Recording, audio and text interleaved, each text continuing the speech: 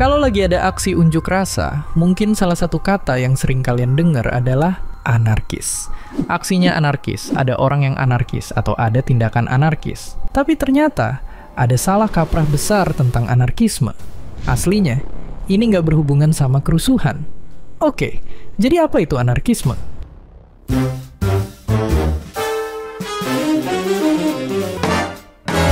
Ya, jadi ternyata anarki itu asalnya dari kata bahasa Yunani yang artinya tanpa penguasa.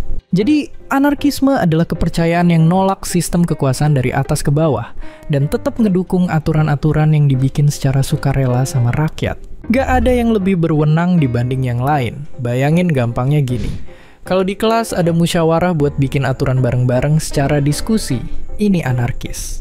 Tapi kalau ada satu ketua di kelas bikin aturan yang harus dipatuhin semua orang, ini nggak anarkis. Terus, meskipun anarkis menolak adanya kekuasaan terpusat, nggak berarti sistem ini bikin semua orang sama rata. Kalau misalnya mau ngambil keputusan soal sesuatu dan ahli yang jago di bidang itu jadi lebih punya suara, itu nggak apa-apa. Yang nggak sesuai itu kalau si ahli ini dikasih kewenangan yang formal dan mutlak. Oke, tapi kalau gitu, kenapa kata anarkis sering dipakai buat gambarin kekacauan?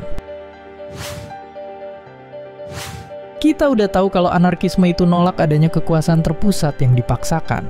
Ini juga termasuk negara. Nah, karena anarkisme menentang keberadaan negara, banyak negara yang jadi ngecap para anarki itu sebagai perusuh dan nangkep-nangkepin mereka, kayak yang terjadi di Amerika pas tahun-tahun segini. Gak cuma negara, media juga sering ikut ngasih cap anarki tanpa dasar buat aksi-aksi rusuh atau terorisme. Dan sebenarnya, orang-orang anarkis beneran sering jadi korban kekerasan, bukan pelakunya.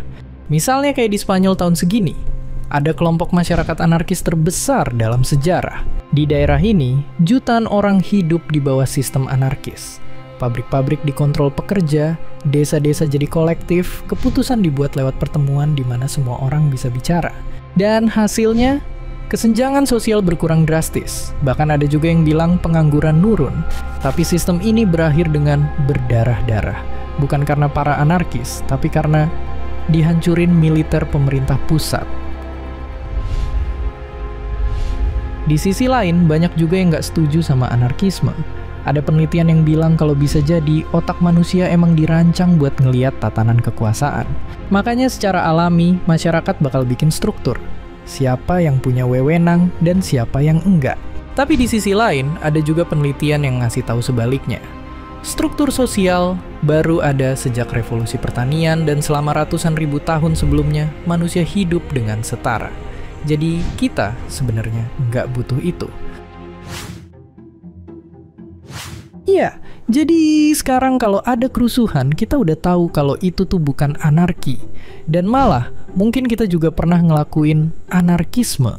Dan terlepas dari perlu atau enggaknya kekuasaan dari atas ke bawah, yang jelas buruk adalah kekuasaan yang nggak terkontrol.